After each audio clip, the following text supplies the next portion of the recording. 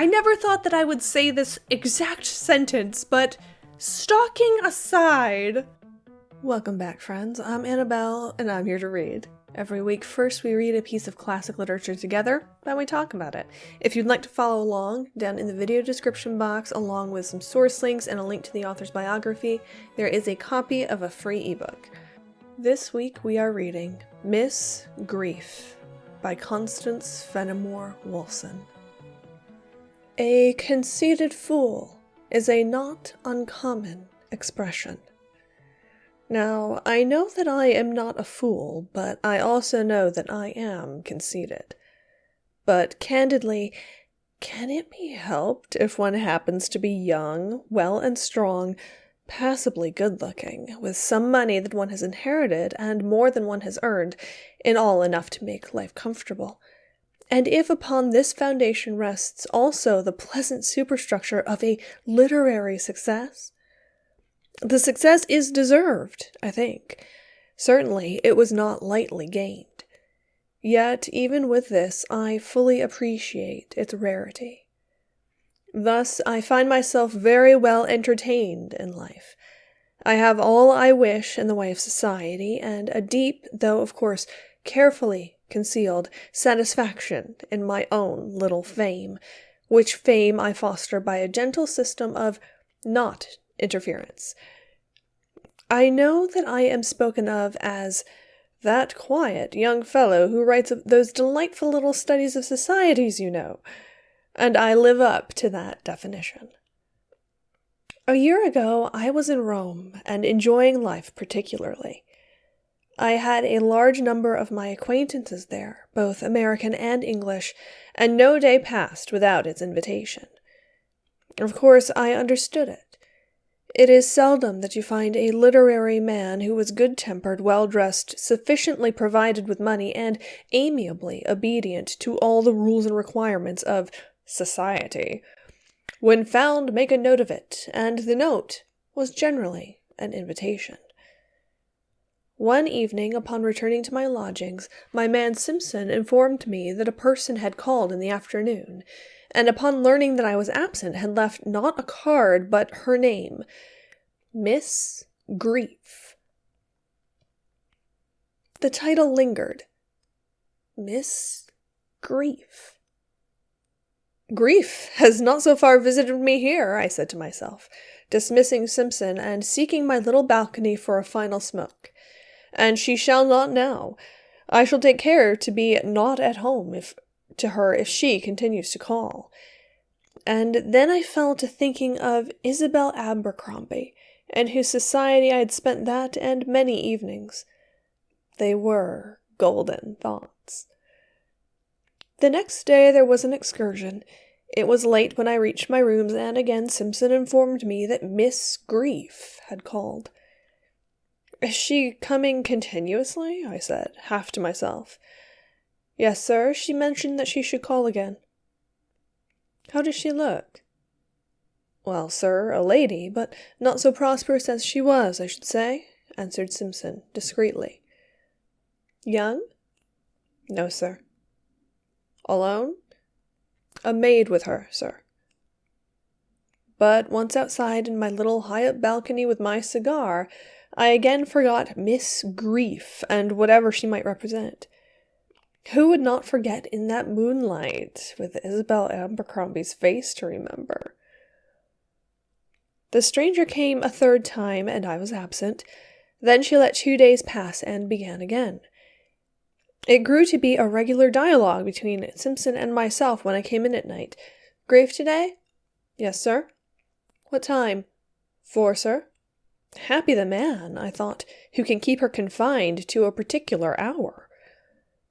But I should not have treated my visitor so cavalierly if I had not felt sure that she was eccentric and unconventional, qualities extremely tiresome in a woman no longer young or attractive. If she were not eccentric, she would not have persisted in coming to my door day after day in this silent way, without stating her errand, leaving a note, or presenting her credentials in any shape. I made up my mind that she had something to sell, a bit of carving or some intaglio supposed to be antique. It was known that I had a fancy for oddities. I said to myself, she has read or heard of my old gold story, or else the buried god, and she thinks me an idealizing ignoramus upon whom she can impose. Her sepulchral name is at least not Italian. Probably she is a sharp countrywoman of mine, turning by means of the present aesthetic craze an honest penny when she can. She had called 7 times during a period of 2 weeks without seeing me, when one day I happened to be at home in the afternoon, owing to a pouring rain and a fit of doubt concerning Miss Abercrombie. For I had constructed a careful theory of that young lady's characteristics in my own mind, and she had lived up to it delightfully until the previous evening, when with one word she had blown it to atoms and taken flight, leaving me standing, as it were, on a desolate shore, with nothing but a handful of mistaken inductions wherewith to console myself.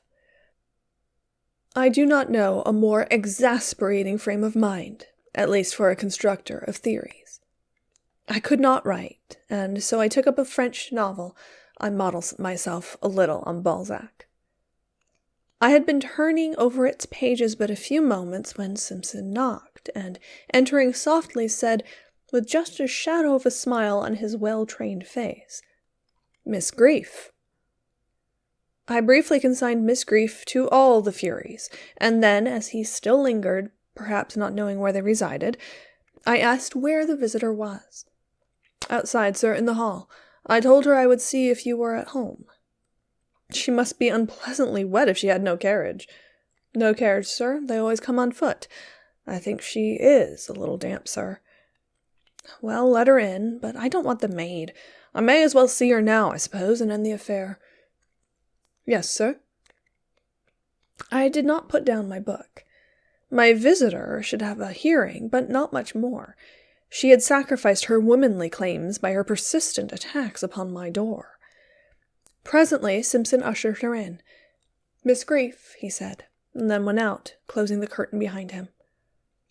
A woman. Yes, a lady. But shabby, unattractive, and more than middle-aged.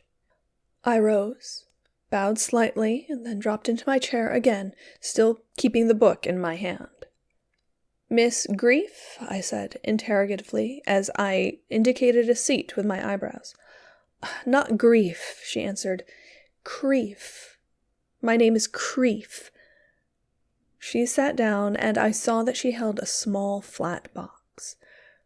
Not carving, then, I thought. Probably old lace, something that belonged to Tullio or Lucrezia Borgia. But as she did not speak, I found myself obliged to begin.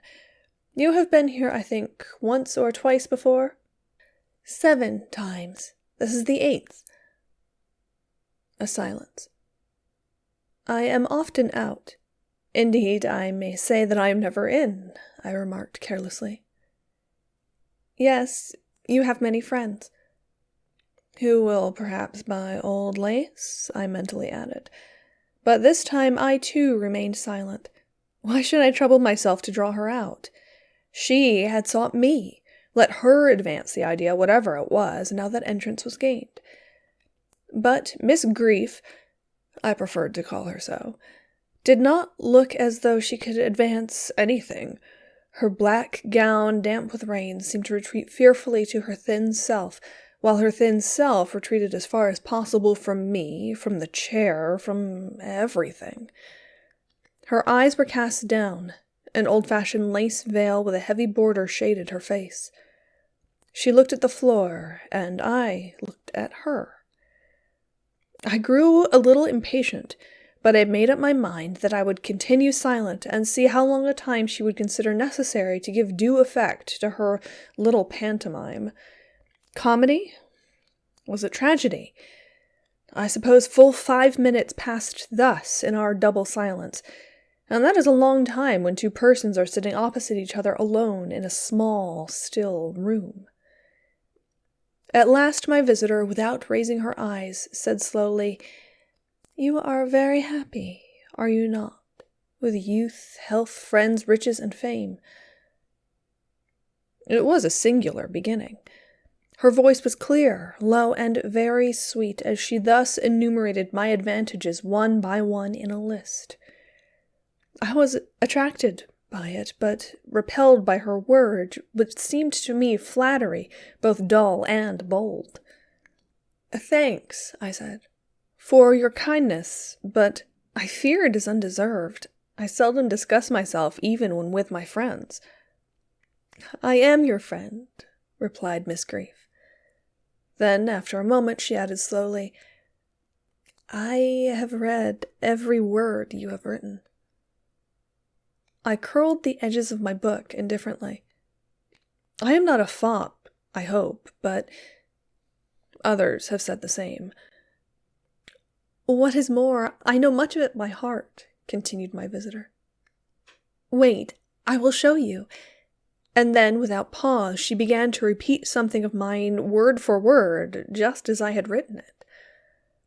On she went, and I listened. I intended interrupting her after a moment, but I did not, because she was reciting so well, and also because I felt a desire gaining upon me to see what she would make of a certain conversation which I knew was coming. A conversation between two of my characters which was, to say the least, sphinx-like, and somewhat incandescent as well. What won me a little, too, was the fact that the scene she was reciting, it was hardly more than that, though called a story, was secretly my favorite, among all the sketches from my pen which a gracious public had received with favor. I never said so, but it was.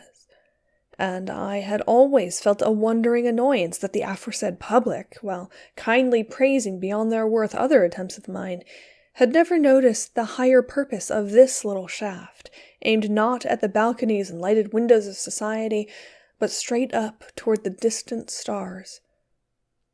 So she went on, and presently reached the conversation. My two people began to talk.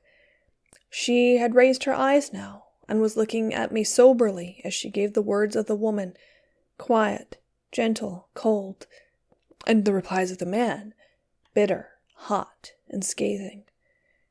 Her very voice changed, and took, though always sweetly, the different tones required, while no point of meaning, however small, no breath of delicate emphasis which I had meant, but which the dull types could not give, escaped an appreciative and full, almost overfull recognition, which startled me, for she had understood me almost better than I had understood myself.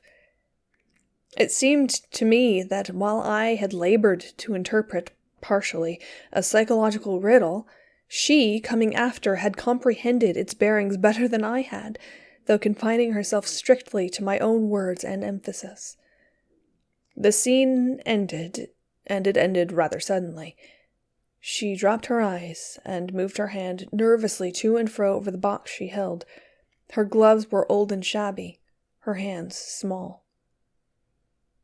I was secretly much surprised by what I had heard, but my ill humor was deep-seated that day, and I felt sure, beside, that the box contained something which I was expected to buy. "You recite remarkably well," I said, carelessly, "and I am much flattered also by your appreciation of my attempt. But it is not, I presume, to that alone that I owe the pleasure of this visit." "Yes," she answered, still looking down. "It is, for if you had not written that scene, I should not have sought you.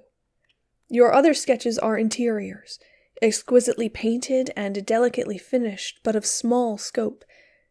This is a sketch in a few bold, masterly lines, work of entirely different spirit and purpose." I was nettled by her insight. "You have bestowed so much of your kind attention upon me that I feel your debtor," I said, conventionally. "It may be that there is something I can do for you, connected possibly with that little box." It was impertinent, but it was true, for she answered, "Yes." I smiled, but her eyes were cast down, and she did not see the smile. "What I have to show you is a manuscript," she said, after a pause which I did not break. "It is a drama, I thought perhaps you would read it." "An authoress! This is worse than old lace," I said to myself in dismay. Then, aloud, "My opinion would be worth nothing, Miss Creef." "Not in a business way, I know, but it might be an assistance, personally." Her voice had sunk to a whisper. Outside, the rain was pouring steadily down. She was a very depressing object to me as she sat there with her box. "I hardly think I have time at present," I began. She had raised her eyes and was looking toward me. Then, when I paused, she rose and came suddenly toward my chair. "Yes, you will read it," she said, with her hand on my arm. "You will read it. Look at this room. Look at yourself. Look at all you have. Then look at me and have pity." I had risen, for she held my arm, and her damp skirt was brushing my knees. Her large, dark eyes looked intently into mine as she went on. "I have no shame in asking. Why should I have? It is my last endeavor, but a calm and well-considered one. If you refuse, I shall go away, knowing that fate has willed it so, and I shall be content." She is mad, I thought. But she did not look so, and she had spoken quietly, even gently. "Sit down," I said, moving away from her. I felt as if I had been magnetized, but it was only the nearness of her eyes to mine and their intensity. I drew forward a chair, but she remained standing. "I cannot," she said in the same sweet, gentle tone, "unless you promise." "Very well, I promised. Only sit down." As I took her arm to lead her to the chair, I perceived that she was trembling, but her face continued unmoved. "You do not, of course, wish me to look at your manuscript now," I said, temporizing. "It would be much better to leave it. Give me your address, and I will return it to you with my written opinion, though, I repeat, the latter will be of no use to you. It is the opinion of an editor or publisher that you want." "It shall be as you please, and I will go in a moment," said Miss Grief, pressing her palms together as if trying to control the tremor that had seized her slight frame. She looked so pallid that I thought of offering her a glass of wine. Then I remembered that if I did, it might be a bait to bring her there again, and this I was desirous to prevent. She rose while the thought was passing through my mind. Her pasteboard box lay on the chair she had first occupied. She took it, wrote an address on the cover, laid it down, and then, bowing with a little air of formality, drew her black shawl round her shoulders and turned toward the door. I followed, after touching the bell. "You will hear from me by letter," I said. Simpson opened the door, and I caught a glimpse of the maid, who was waiting in the anteroom. She was an old woman, shorter than her mistress, equally thin, and dressed like her in rusty black. As the door opened, she turned toward it a pair of small, dim blue eyes with a look of furtive suspense. Simpson dropped the curtain, shutting me into the inner room. He had no intention of allowing me to accompany my visitor further. But I had the curiosity to go to a bay window in an angle from whence I could command the street door, and presently I saw them issue forth in the rain and walk away side by side, the mistress being the taller, holding the umbrella. Probably there was not much difference in rank between persons so poor and forlorn as these. It grew dark. I was invited out for the evening, and I knew that if I should go, I should meet Miss Abercrombie. I said to myself that I would not go. I got out my paper for writing.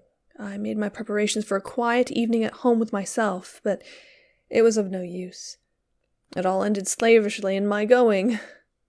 At the last allowable moment, I presented myself, and, as a punishment for my vacillation, I suppose, I never passed a more disagreeable evening. I drove homeward in a murky temper. It was foggy without, and very foggy within. What Isabel really was, now that she had broken through my elaborately built theories, I was not able to decide. There was, to tell the truth, a certain young Englishman, but that is apart from this story. I reached home, went up to my rooms, and had a supper. It was to console myself. I am obliged to console myself scientifically once in a while. I was walking up and down afterwards, smoking and feeling somewhat better, when my eye fell upon the pasteboard box. I took it up. On the cover was written an address which showed that my visitor must have walked a long distance in order to see me. A Creef. A grief, I thought, and so she is. I positively believe she had brought this trouble upon me. She has the evil eye. I took out the manuscript and looked at it. It was in the form of a little volume and clearly written. On the cover was the word armor in German text, and underneath a pen and ink sketch of a helmet, breastplate, and shield. Grief certainly needs armor, I said to myself, sitting down by the table and turning over the pages. I may as well look over the thing now. I could not be in a worse mood. And then I began to read. Early the next morning, Simpson took a note from me to the given address, returning with the following reply. No, I prefer to come to you, at 4, A. Creef. These words, with their 3 semicolons, were written in pencil upon a piece of coarse printing paper, but the handwriting was as clear and delicate as that of the manuscript in ink. What sort of a place was it, Simpson? Very poor, sir, but I did not go all the way up. The elder person came down, sir, took the note, and requested me to wait where I was. You had no chance, then, to make inquiries, I said, knowing full well that he had emptied the entire neighborhood of any information it might possess concerning these 2 lodgers. Well, sir, you know how these foreigners would talk, whether one wants to hear or not. But it seems that these 2 persons have been there but a few weeks. They live alone and are uncommonly silent and reserved. The people round there call them something that signifies the Madame's American, thin and dumb. At 4, the Madame's American arrived. It was raining again. They came on foot under their old umbrella. The maid waited in the anteroom, and Miss Grief was ushered into my bachelor's parlor. I had thought that I should meet her with great deference, but she looked so forlorn that my deference changed to pity. It was the woman that impressed me then, more than the writer. The fragile, nerveless body more than the inspired mind. For it was inspired. I had sat up half the night over a drama, and had felt thrilled through and through more than once by its earnestness, passion, and power. No one could have been more surprised than I was to find myself thus enthusiastic.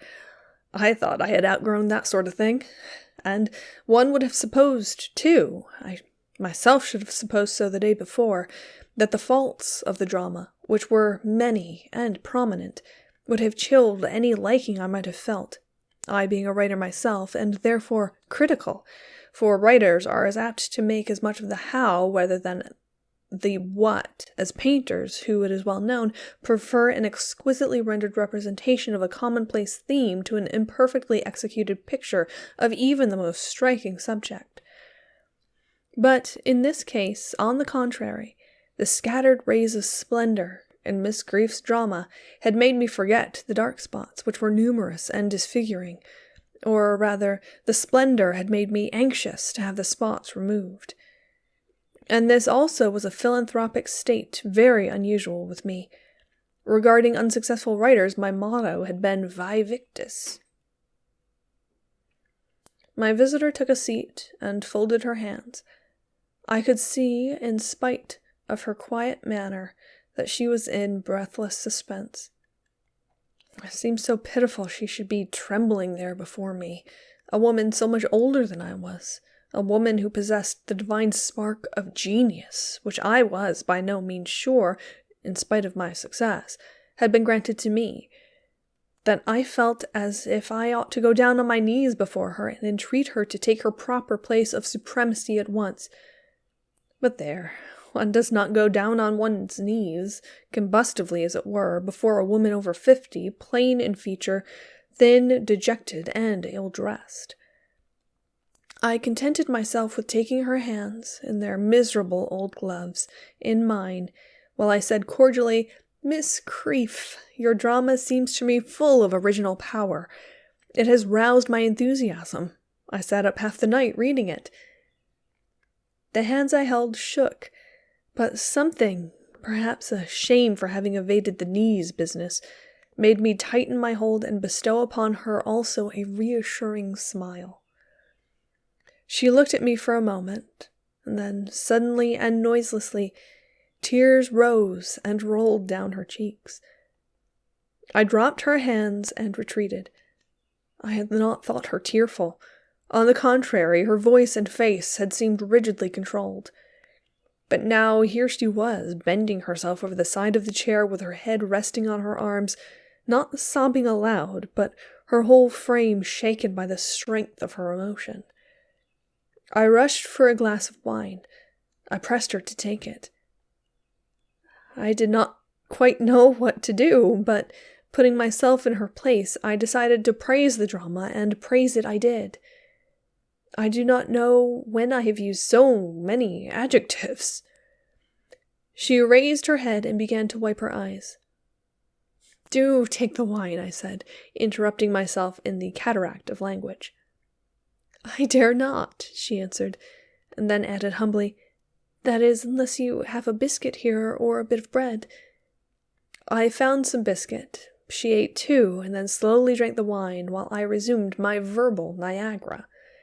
Under its influence, and that of the wine too, perhaps, she began to show new life. It was not that she looked radiant. She could not. But simply that she looked warm. I now perceived what had been the principal discomfort of her appearance heretofore. It was that she looked all the time as if suffering from cold. At last I could think of nothing more to say, and stopped.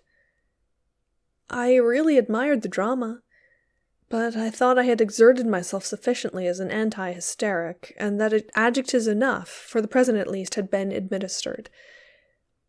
She had put down her empty wine-glass, and was resting her hands on the broad cushioned arms of her chair with, for a thin person, a sort of expanded content. "You must pardon my tears," she said, smiling. "It was the revulsion of feeling. My life was at a low ebb. If your sentence had been against me, it would have been my end." "Your end?" "Yes, the end of my life. I should have destroyed myself." "Then you would have been a weak as well as a wicked woman," I said, in a tone of disgust. I do hate sensationalism. "Oh, no, you know nothing about it. I should have destroyed only this poor worn tenement of clay, but I can well understand how you would look upon it.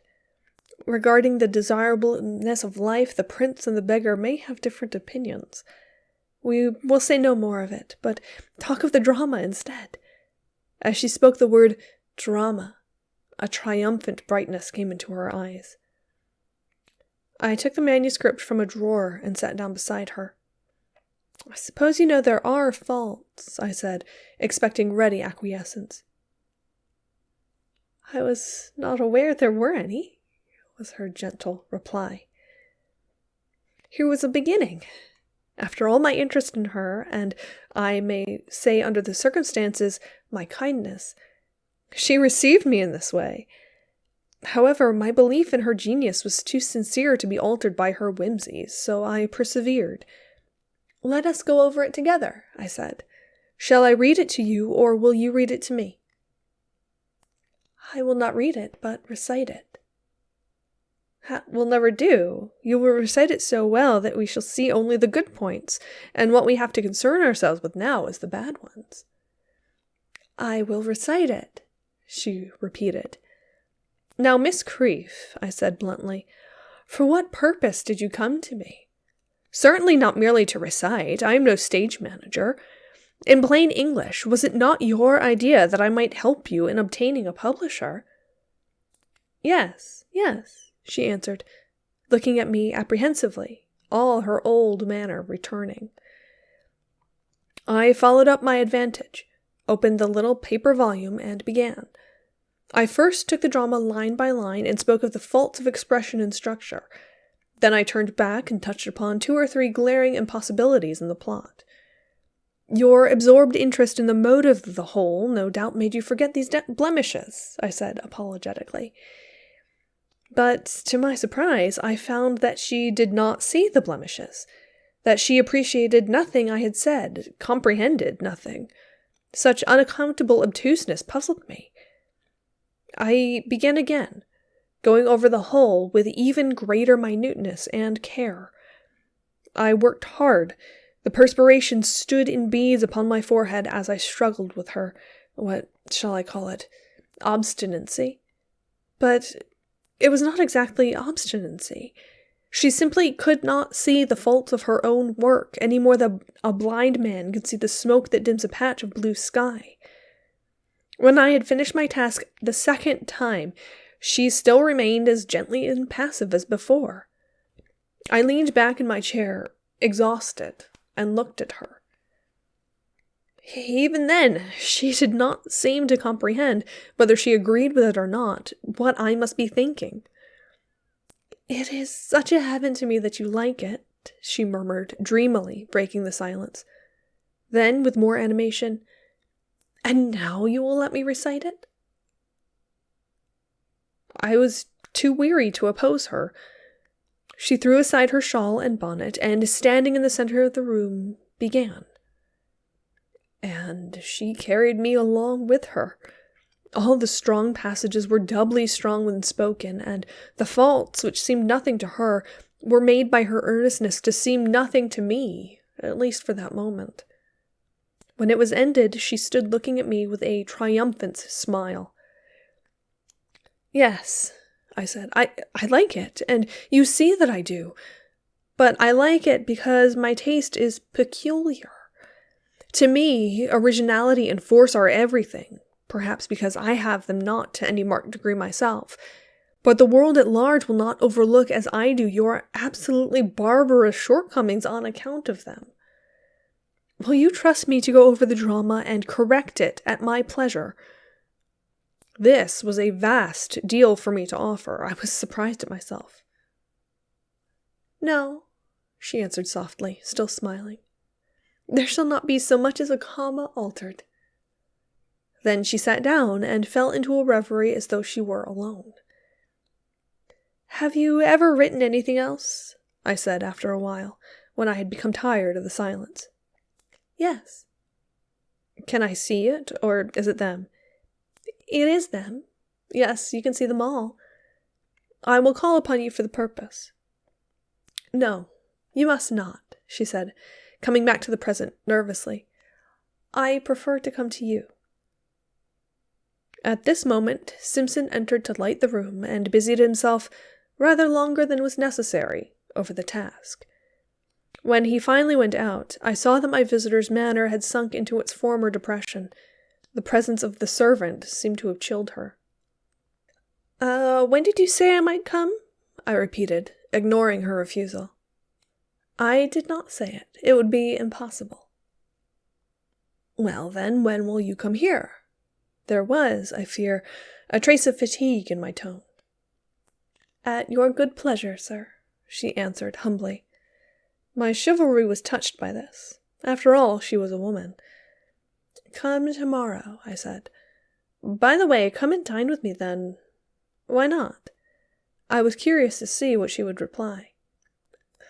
"Why not, indeed? Yes, I will come. I am 43. I might have been your mother." This was not quite true, as I am over 30, but I look young, while well, I had thought her over 50. "I can hardly call you mother, but we might compromise upon aunt," I said, laughing. "Aunt what?" "My name is Arana," she gravely answered. "My father was very much disappointed that I was not a boy, and gave me as nearly as possible the name he had prepared, Aaron. Then come and dine with me tomorrow, and bring with you the other manuscripts. Arana," I said, amused at the quaint sound of the name. On the whole, I did not like aunt. "I will come," she answered. It was twilight and still raining, but she refused all offers of escort or carriage, departing with her maid as she had come, under the brown umbrella. The next day we had the dinner. Simpson was astonished, and more than astonished, grieved, when I told him that he was to dine with the maid. But he could not complain in words, since my own guest, the mistress, was hardly more attractive. When our preparations were complete, I could not help laughing.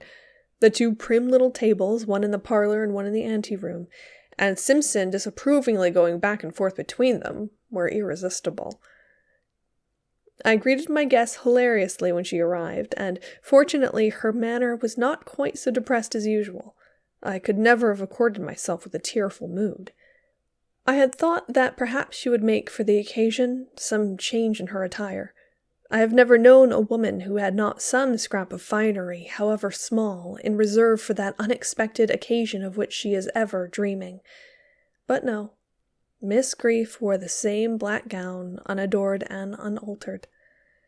I was glad that there was no rain that day, so that the skirt did not at least look damp and rheumatic. She ate quietly, almost furtively, yet with a good appetite, and she did not refuse the wine. Then, when the meal was over and Simpson had removed the dishes, I asked for the new manuscripts. She gave me an old green copybook, filled with short poems and a prose sketch by itself. I lit a cigar and sat down at my desk to look them over. "Perhaps you will try a cigarette?" I suggested, more for amusement than anything else, for there was not a shade of bohemianism about her. Her whole appearance was puritanical. "I have not yet succeeded in learning to smoke." "You have tried?" I said, turning around. "Yes, Serena and I tried, but we did not succeed." "Serena's your maid?" "She lives with me."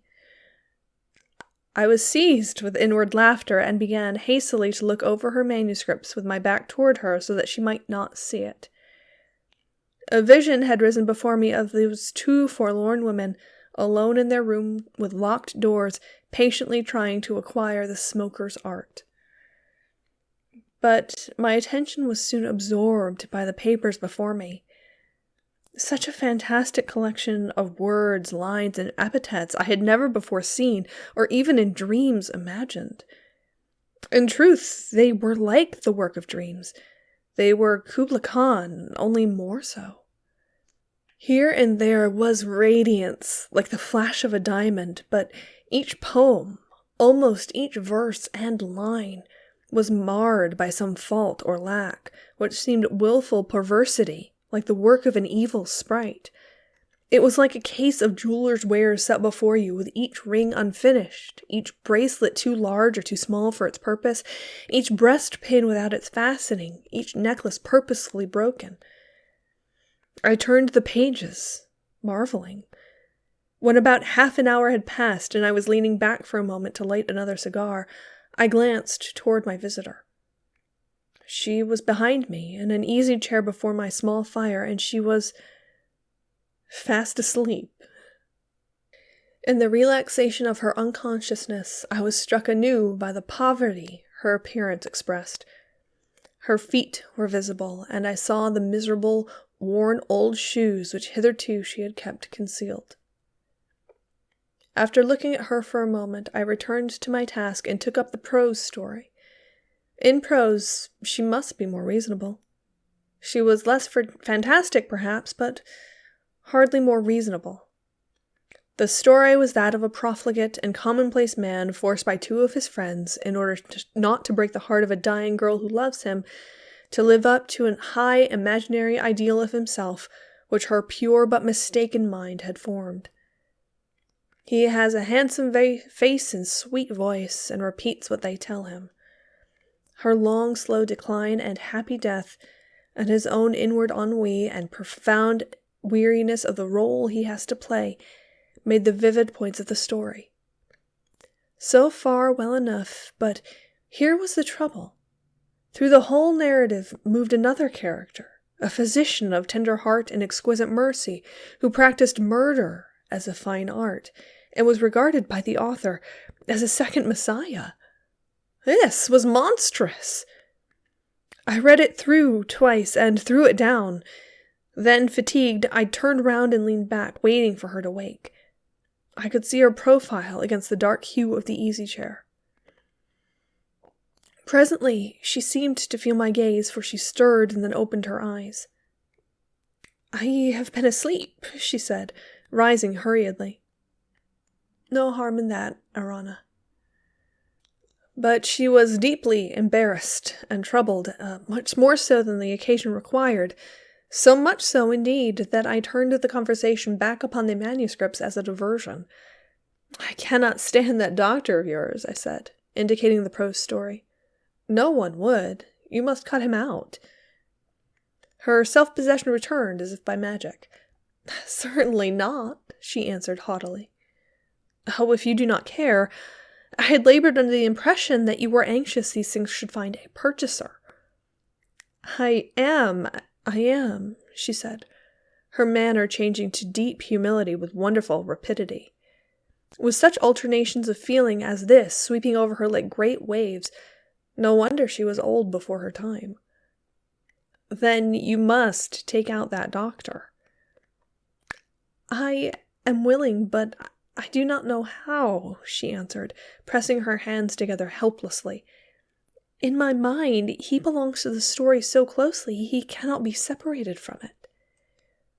Here Simpson entered, bringing a note for me. It was a line from Mrs. Abercrombie inviting me for that evening, an unexpected gathering, and therefore likely to be all the more agreeable. My heart bounded in spite of me. I forgot Miss Grief and her manuscripts for the moment as completely as though they had never existed. But bodily being still in the same room with her, her speech brought me back to the present. "Oh, you have had good news," she said. Oh no, nothing especial. Merely an invitation." "Oh, but good news also," she repeated. "And now, as for me, I must go." Not supposing that she would stay much later in any case, I had that morning ordered a carriage to come for her at about that hour. I told her this. She made no reply beyond putting on her bonnet and shawl. "You will hear from me soon," I said. "I shall do all I can for you." She had reached the door, but before opening it she stopped, turned, and extended her hand. "You are good," she said. "I give you thanks. Do not think me ungrateful or envious. It is only that you are young, and I am so old." Then she opened the door and passed through the anteroom without pause, her maid accompanying her and Simpson with gladness lighting the way.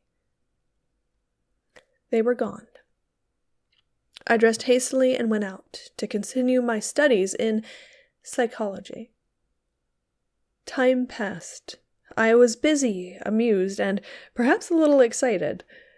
Sometimes psychology is exciting. But though much occupied with my own affairs, I did not altogether neglect my self-imposed task regarding Miss Grief. I began by sending her prose story to a friend, the editor of a monthly magazine, with a letter making a strong plea for its admittance. It should have a chance first on its own merits. Then I forwarded the drama to a publisher, also an acquaintance, a man with a taste for phantasms and a soul above mere common popularity, as his own coffers knew to their cost. This done, I waited with conscience clear. 4 weeks passed. During this waiting period, I heard nothing from Miss Grief. At last, one morning, a letter came from my editor. "This story has force, but I cannot stand that doctor. Let her cut him out, and I might print it." Just what I myself had said. The package lay there on my table, travel-worn and grimed. A returned manuscript is, I think, the most melancholy object on earth. I decided to wait before writing to Arana until the second letter was received. A week later it came. Armor was declined. The publisher had been impressed by the power displayed in certain passages, but the impossibilities of the plot rendered it unavailable for publication. In fact, would, quote, bury it in ridicule, if brought before the public, a public lamentably fond of amusement, seeking it undaunted even in the cannon's mouth.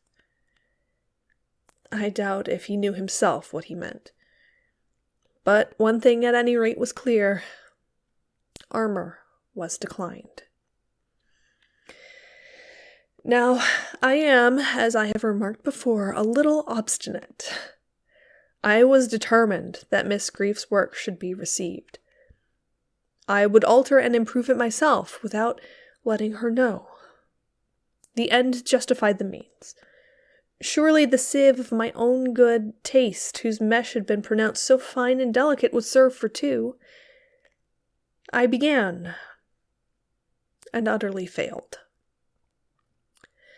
I set to work first upon armor. I amended, altered, left out, put in, pieced, condensed, lengthened. I did my best, and all to no avail. I could not succeed in completing anything that satisfied me, or that approached, in truth, Miss Grief's own work just as it stood. I suppose I went over that manuscript 20 times. I covered sheets of paper with my copies. But the obstinate drama refused to be corrected. As it was, it must stand or fall. Wearied and annoyed, I threw it aside and took up the prose story. That would be easier. But to my surprise, I found that apparently gentle doctor would not out. He was so closely interwoven with every part of the tale that to take him out was like taking out one especial figure in a carpet. And that is impossible unless you unravel the whole. At last, I did unravel the whole, and then the story was no longer good, or Arana's. It was weak and mine. All this took time, for of course I had much to do in connection with my own life and tasks. But, though slowly and at my leisure, I really did try my best as regarded Miss Grief, and without success. I was forced at last to make up my mind that either my own powers were not equal to the task, or else that her perversities were as essential a part of her work as her inspirations, and not to be separated from it. Once during this period I showed 2 of the short poems to Isabel, withholding of course the writer's name. They were written by a woman, I explained. Her mind must have been disordered, poor thing, Isabel said in her gentle way when she returned them. At least, judging by these, they are hopelessly mixed and vague. Now, they were not vague so much as vast. But I knew that I could not make Isabel comprehend it, and so complex a creature as man, I do not know that I wanted her to comprehend it.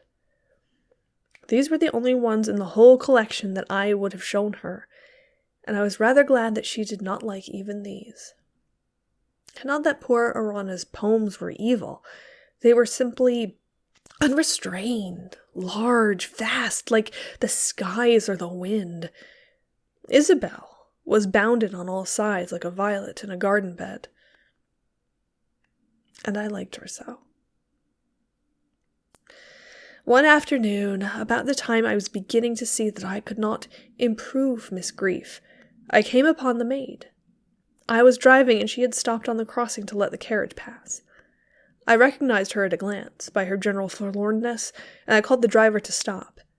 "How is Miss Grief?" I said. "I've been intending to write her for some time."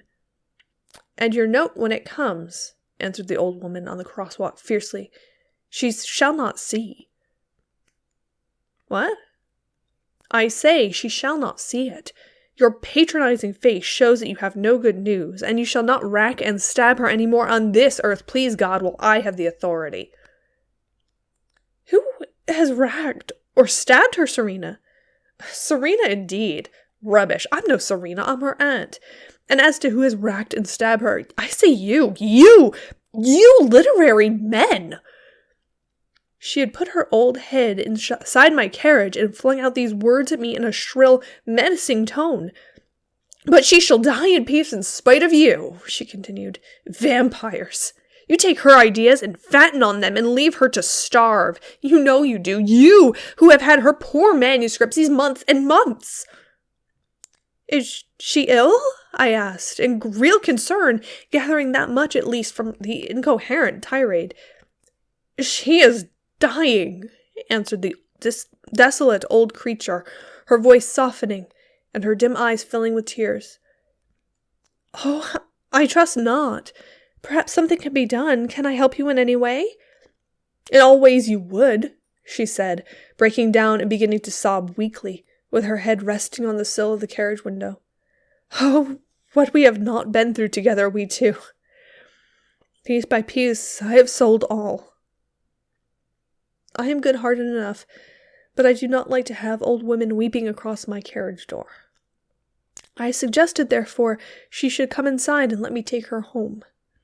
Her shabby old skirt was soon beside me, and, following her directions, the driver turned toward one of the most wretched quarters of the city, the abode of poverty, crowded and unclean. Here, in a large bare chamber up many flights of stairs, I found Miss Grief. As I entered, I was startled. I thought she was dead. There seemed no life present till she opened her eyes, and even then they rested upon us vaguely, as though she did not know who we were. But as I approached, a light came into them. She recognized me, and this sudden revivification, this return of the soul to the almost deserted bod, was the most wonderful thing I ever saw. You have good news of the drama? She whispered as I bent over her. Tell me. I know you have good news. What was I to answer? Pray, what would you have answered? Yes, I have good news, Arana, I said. The drama will appear. And who knows, perhaps it will in some other world.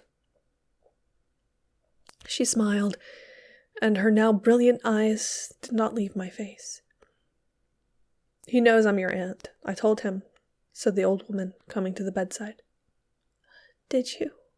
Whispered Miss Grief, still gazing at me with a smile. Then please, dear Aunt Martha, give me something to eat. Aunt Martha hurried across the room, and I followed her. It's the first time she's asked for food in weeks, she said, in a husky tone. She opened a cupboard door vaguely, but I could see nothing within. What have you for her? I asked, with some impatience, though in a low voice.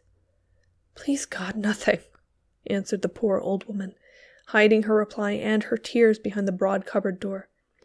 I was going out to get a little something when I met you. Oh, good heavens, is it money you need?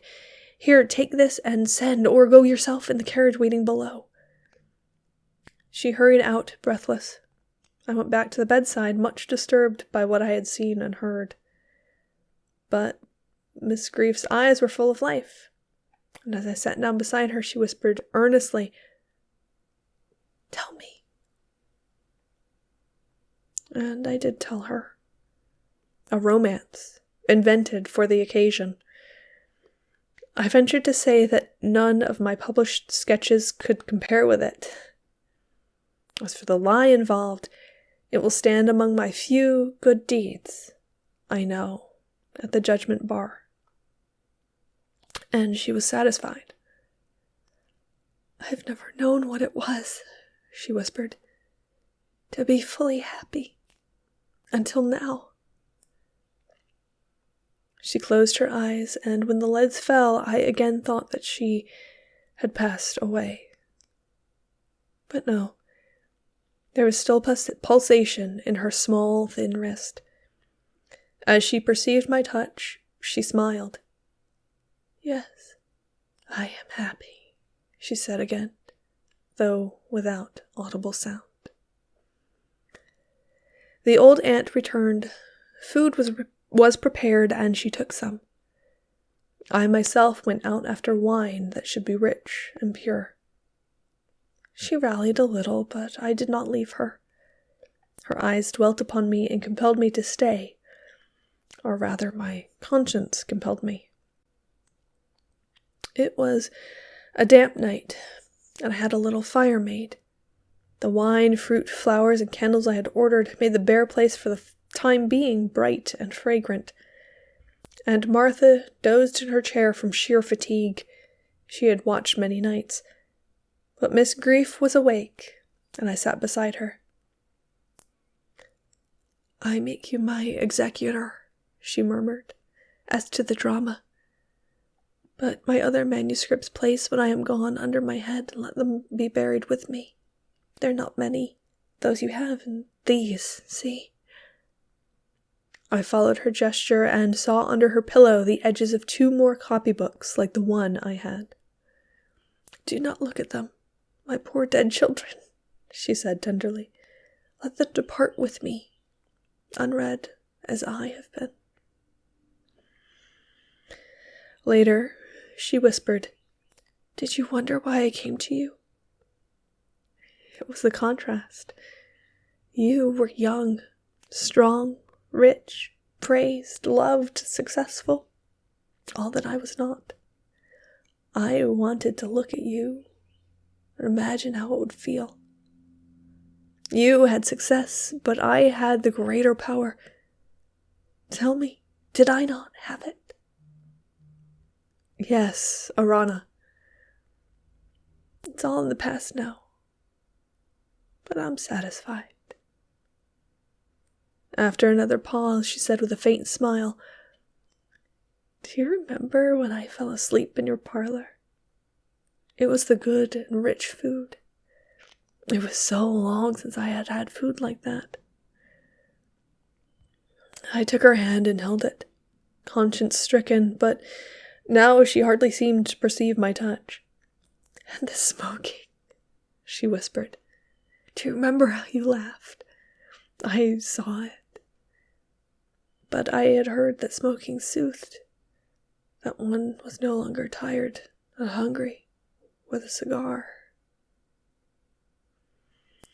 In little whispers of this sort, separated by long rests and pauses, the night passed. Once she asked if her aunt was asleep, and when I answered in the affirmative, she said, "Help her to return home, to America. The drama will pay for it. I ought never to have brought her away." I promised, and she resumed her bright-eyed silence. I think she did not speak again. Toward morning the change came, and soon after sunrise, with her old aunt kneeling by her side, she passed away. All was arranged as she had wished. Her manuscripts, covered with violets, formed her pillow. No one followed her to the grave save her aunt and myself. I thought she would prefer it so. Her name was not Crief, after all, but Moncrief. I saw it written out by Aunt Martha for the coffin plate, as follows: Arana Moncrief, aged 43 years, 2 months, and 8 days. I never knew more of her history than is written here. If there was more I might have learned, it remained unlearned, for I did not ask. And the drama? I keep it here in the locked case. I could have had it published at my own expense, but I think that now she knows its faults herself, perhaps, and would not like it. I keep it, and once in a while I read it over, not as a memento mori exactly, but rather as a memento of my own good fortune, for which I should continually give thanks. The want of 1 grain made all her work void, and that 1 grain was given to me. She, with the greater power, failed. I, with the less, succeeded. But no praise is due to me for that. When I die, armor is to be destroyed unread. Not even Isabel is to see it. For women will misunderstand each other, and dear and precious to me as my sweet wife is. I could not bear that she or anyone should cast so much as the thought of scorn upon the memory of the writer, upon my poor, dead, unavailable, unaccepted Miss Grief. The end. To talk about this story, you have to kind of talk about the life of Constance Fenimore Woolson. She lived around the Great Lakes region, but there's a lot of the kind of Great Lakes area, even today, which is kind of similar as you go from place to place. Like the Great Lakes accent is very similar, and I kind of slip into it from time to time. You can hear it most from me when I say words like actually and passion, just a little bit. So most of her childhood, she was kind of in the Great Lakes region, and then her father passed away, and then her mother went to, they had these things back in the day where if you weren't all that well, you could go to these convalescent homes or rest homes, or they were just kind of like a resort where you would go, but all of the people who were there were kind of like generally unwell. If you're familiar with like FDR and how he always went to the warm springs in Georgia, it's kind of the same idea. Constance's mother was not very well, so she was in one of these kind of homes down in Florida. So Constance spent a lot of her like early adulthood traveling between the Great Lakes and Florida. And when she did that, she started writing these travelogues about her journeys, about just kind of like coming up with interesting little stories about traveling in these areas. So not only were her initial stories kind of in that American regionalism, either like set in the Great Lakes region and very tied to the Great Lakes region, or set in the South and very tied to that kind of culture of the South. She also published a whole lot of nonfiction travelogues. And then eventually her mother passed away in 1879. And when you're grieving, sometimes you just kind of go a little bit nuts sometimes. So Constance kind of decided that she wanted to leave America behind and go to England for a while. She wanted to go travel. She wanted to be in Europe, be in England. So she traveled to London. And while she was in London, she said to herself, you know who lives in London? Henry James. I like him a whole lot. I'm gonna meet him. So she found out where in London Henry James lived, and she went to his house. And I never thought that I would say this exact sentence, but stalking aside, luckily Henry James was not home, and so they didn't actually meet right then in 1879, but that kind of inspiration of her going to meet Henry James at his home in London was the inspiration for this particular story, Miss Grief. And then several years later, Constance actually got to meet Henry James, and they actually became friends and sort of like confidants, and they bounced story ideas off each other, and they were just kind of, buddies for a long time, to the point where if you read something about Constance Woolson, because Henry James was so much more famous than she was, there's kind of this touchstone of like, oh yes, by the way, Constance was very good friends with Henry James and he was very influential on her and blah, blah, blah, blah, blah. And even like in going through, I always do like tons of research about all of the different stories that I do. And in doing research on this story, she did make some alterations to the story after the fact. There was a character that Henry James wrote that was kind of based on Constance, so she renamed the character in this story Isabel. She used to be like Ethelrod or something. So she named that character Isabel, which was the character that Henry James wrote that was like Constance. It's great that they've eventually met and all of that, but again, that was years after this story. At this point, it was very similar to like a parasocial relationship now. It's that kind of relationship with a famous person where you totally know them and would be friends with them, and they would like hang out with you, and it would be so much fun. So it's funny because Constance's portrayal of Henry James matches what we know of him, but that's because Constance's portrayal of him is based on what we know of him. So this story, it's not even that it says more about Constance. It says everything about Constance. You know, this is based entirely within her imagination of what would have happened if Henry James was actually there when she stalked him and tried to meet him at his house. And it's just kind of interesting how the insecurities of a person, of a creative person, are kind of on display like that. Because, like, for me, I can't, like, in what world would someone I respect actually watch one of these videos or read a story of mine? What's the chance of that ever happening? Like, I can't even, in my insecurity is that would never even happen. Like, I would turn up and they would be like, Jeeves, call the cops. Like, I can't see in my imagination a place where Kim Kardashian would say, hey, I really liked your story, but I think you could really use some Restylane in your top lip. Like, and I mean, Kim Kardashian in this particular case is not the best example. Maybe like Stephen King, her insecurity is wrapped up in the fact that her work is not saleable. She has Henry frickin' James saying like, oh no, your writing is genius. It's just we can't sell it to people. It's not that her YouTube channel is cringe and that her delivery is maudlin and phony and kind of phrased a little bit odd. I can definitely understand people getting your name wrong. Oh no, yeah, sure. I've watched your Annabelle. What's your last name? No, that I say my name at the beginning of all of them all the time. So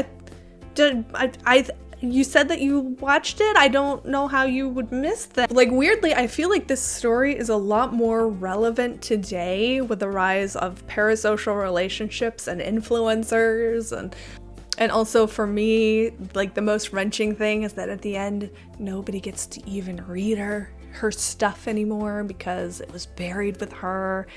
And for many, like myself included, many writers, like that's the idea, the reason why people create is to leave a legacy in a lot of ways. And with her, while obviously who wouldn't want fame and fortune, and at the same time, it's not that her idealized version of events is that she dies penniless and nameless and all of her work is destroyed, but that's what she feels like is maybe the natural end to her life's work. And that itself is so wrenching to think about. Like, even if you get the attention of that person or those people who you respect and look up to and blah, blah, blah, and even if they go to bat for you, for her, the logical outcome of the story is that nothing comes of it. Damn, right? I hope you enjoyed the story. Yeah, this one's also going in the Things I Hate It playlist. I'm not sure why that's in question. They all go in there. So if you liked this story, make sure you check out that playlist. And I hope to see you back here next week for some more classic literature.